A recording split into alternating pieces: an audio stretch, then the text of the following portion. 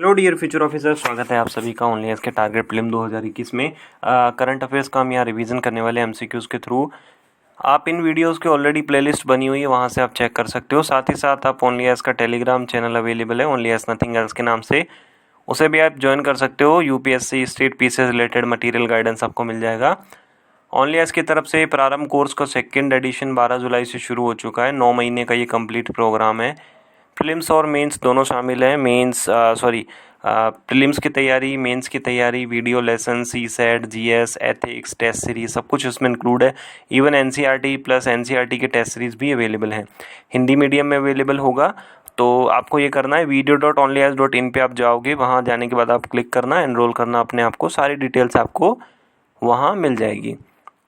And कोई doubt होगा तो आप कॉल कर सकते हो 7007931912 पे। तो पहला क्वेश्चन देखते हैं। कोऑपरेटिव सोसाइटीज़ के बारे में दिया हुआ है। कोऑपरेटिव जो वर्ड है अभी रिसेंटली न्यूज़ में था, क्योंकि एक नई मिनिस्ट्री बनाने की बात की गई है। पहले में बोला है कि ये स्टैचुरी बॉडीज़ होती हैं जिनको स्टेट रीऑर्गेनाइजेशन एक्ट 1956 के तहत पावर मिला हुआ है। And cooperative societies state subject होता है। देखो, पहला तो बिल्कुल ही एब्सर्ड स्टेटमेंट है। स्टैचुरी नहीं है ये bodies, these are the constitutional bodies, संवैधानिक संस्थाएं हैं। दूसरा सही है, इनको स्टेट लिस्ट यानी कि जो राज्य की सूची है उसमें शामिल किया गया है। ऑप्शन नंबर बी हमारा यहाँ पे करेक्ट हो जाएगा, टू ओनली। ठीक है, हिंदी में इंग्लिश में आप यहाँ इसे देख पाएंगे एंड हिंदी में हम इसे यहाँ देख पाएंगे। क्वेश्चन नंबर 2, क्लासिकल लैंग्वेज से रिलेटेड 3 क्राइटेरिया हमें दिए, बताना है कौन सा सही है। हाई एंटिक्विटी होनी चाहिए, टेक्स्ट की रिकॉर्डेड हिस्ट्री 1500 से 2000 साल पुरानी होनी चाहिए, एंशियंट बॉडी लिटरेचर होना चाहिए, वैल्यूएबल होना चाहिए, और लिटरेरी ट्रेडिशन ऐसा होना चाहिए, मतलब बहुत पुराना होना चाहिए जिससे लोग कनेक्ट कर सकें, कहीं बोरो नहीं होना चाहिए, कहीं से डिसकंटिन्यूटी अलाउ है। तो काफ़ी लंबे लंबे स्टेटमेंट है। ये क्वेश्चन हम ऑलरेडी कवर कर चुके हैं पहले भी। एंड अगर आप पहला यहाँ पे देखेंगे तो 1500 से 2000 साल तक का एक रिकॉर्ड होना चाहिए उस हिस्ट्री का, कि भाई आपकी जो लिटरेचर्स हैं या आपकी जो भाषा लिखी गई है वो बहुत पुराने टाइम से लिखी गई है।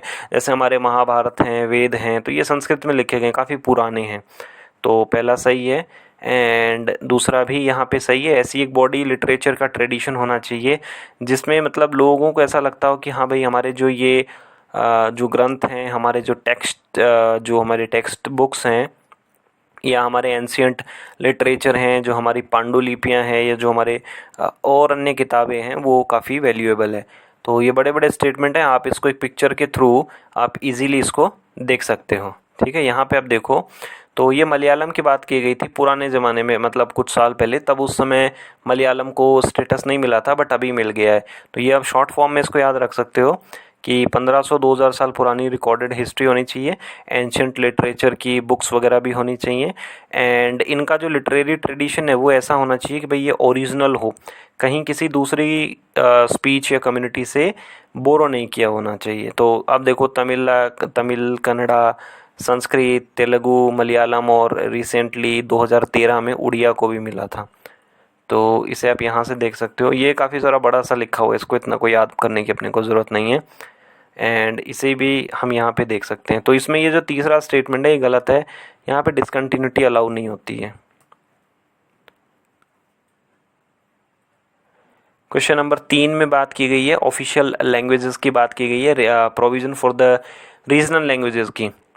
पहले स्टेटमेंट में बोला है कि कॉन्स्टिट्यूशन में ऐसा लिखा गया है कि किसी भी स्टेट की इंग्लिश जो लैंग्वेज है वो ऑफिशियल लैंग्वेज हो सकती है अनटिल अनलेस, जब तक वो स्टेट लेजिस्लेचर अपनी कोई ऑफिशियल लैंग्वेज यूज़ नहीं करती है। जैसे मान लीजिए कि तमिलनाडु है और तमिलनाडु ने अपनी कोई भी ऑफिशियल लैंग्वेज यूज़ नहीं की है, ठीक है, तो ऐसी कंडीशन में इंग्लिश कंटिन्यू कर सकती है, ऐसा प्रोविज़न बोलता है।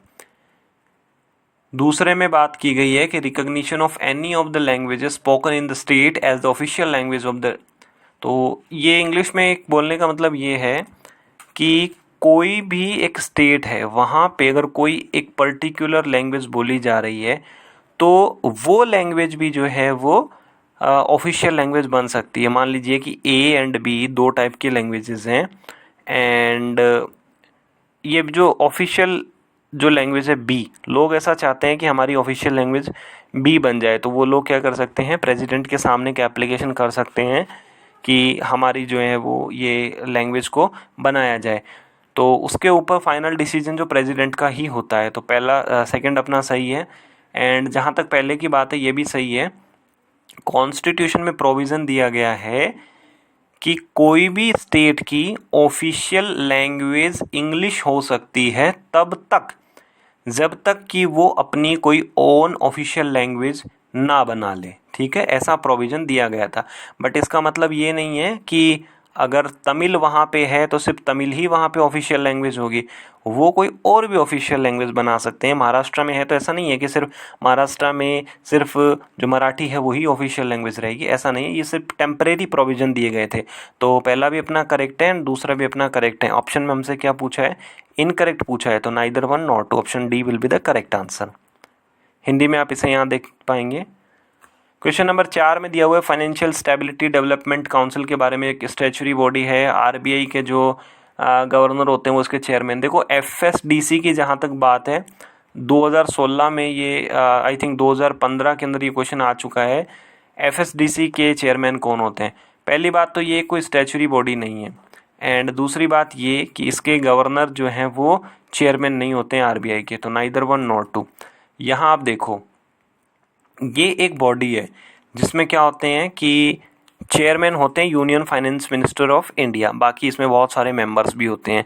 कोई कानूनी संस्था नहीं है, ये सिर्फ एक एग्जीक्यूटिव के थ्रू बनाई गई है, कागज़ पे ऑर्डर पास कर दिया कि ऐसी ऐसी एक बॉडी बनेगी। ये सारे लोग मिलके बैठते हैं, देश में मैक्रो इकोनॉमिक कंडीशन कैसी है उसके बारे में चर्चा करते हैं, फाइनेंशियल इंक्लूजन कैसे किया जाए, लोगों के बैंक अकाउंट कैसे खोले जाएँ ज़्यादा से ज़्यादा, इस तरीके की ये बातें करते हैं। तो ये बाकी सारे इसके मेंबर्स हैं। अपने को खैर इतना ये याद रखने की कोई ज़रूरत नहीं है कि कौन कौन इसका मेंबर है, सिर्फ इतना याद रखना है अपने को कि union finance minister of India इसके चेयरमैन है। स्टैचुरी बॉडी यानी कि ये कानूनी कोई संस्था नहीं है। हिंदी में आप इसे यहाँ देख पाएंगे। क्वेश्चन नंबर 5 में दिया हुआ है इंडिया इनोवेशन इंडेक्स कौन रिलीज़ करता है, तो इसको रिलीज़ करता है NITI Aayog. Option number B हमारा करेक्ट हो जाएगा। इंग्लिश में आप इसे यहाँ देख पाओगे। बाकी ये बहुत बड़ी सी एक एक्सप्लेनेशन लिखी गई है, इतना अपने को याद नहीं रखना है। सिर्फ अपने को इतना याद रखना है कि ये इंडिया इनोवेशन इंडेक्स है, ये कौन रिलीज़ करता है, कौन से इसमें पैरामीटर जो हैं वो यूज किए जाते हैं, एंड स्टेट जो पीसीएस के एग्ज़ाम होते हैं या पीएससी के जो एग्ज़ाम होते हैं उनमें ज़्यादा से ज़्यादा ये पूछा जा सकता है कि इनोवेशन इंडेक्स में सबसे टॉप पे कौन रहा, सबसे डाउन में कौन रहा, यूनियन टेरिटरीज़ में कौन सा रहा। तो पैरामीटर जो है वो 2 पैरामीटर्स हैं इसके, ठीक है, सॉरी इसके 5 इनेबलर पैरामीटर हैं और 2 परफॉर्मेंस पैरामीटर हैं, जैसे human capital, investment, knowledge worker, business environment. तो ये इसका थोड़ा सा अपने को आइडिया रहेगा तो बेटर है। एंड हिंदी में आप इसे यहाँ देख पाएंगे। अपना जो प्रीवियस क्वेश्चन था वो था कि शॉर्ट टर्म की जो सिक्योरिटीज़ हैं, लंबी अवधि की जो हमारी प्रतिभूतियाँ हैं, क्या केंद्र सरकार और राज्य सरकार दोनों उन्हें रिलीज़ करती है। तो ये बिल्कुल सही बात है। जो लॉन्ग टर्म की है, ठीक है, जहाँ तक अगर हम लॉन्ग टर्म की बात कर रहे हैं तो लॉन्ग टर्म के कंडीशन में तो लॉन्ग टर्म की जो सिक्योरिटीज़ है वो स्टेट और सेंटर दोनों के द्वारा रिलीज़ की जा सकती है। आज अपना सवाल है कंपोजिट वाटर मैनेजमेंट इंडेक्स किसके द्वारा रिलीज़ किया जाता है, एंड आज आपकी परफॉर्मेंस कैसी रही आप ज़रूर बताइएगा। इन वीडियोज़ को आप अपने साथी बंधुओं के साथ भी ज़रूर शेयर करिएगा। ओनली आइज से जुड़े रहने के लिए आप सभी लोगों का बहुत बहुत धन्यवाद। आपका दिन मंगलमय हो। हेलो डियर फ्यूचर ऑफिसर, स्वागत है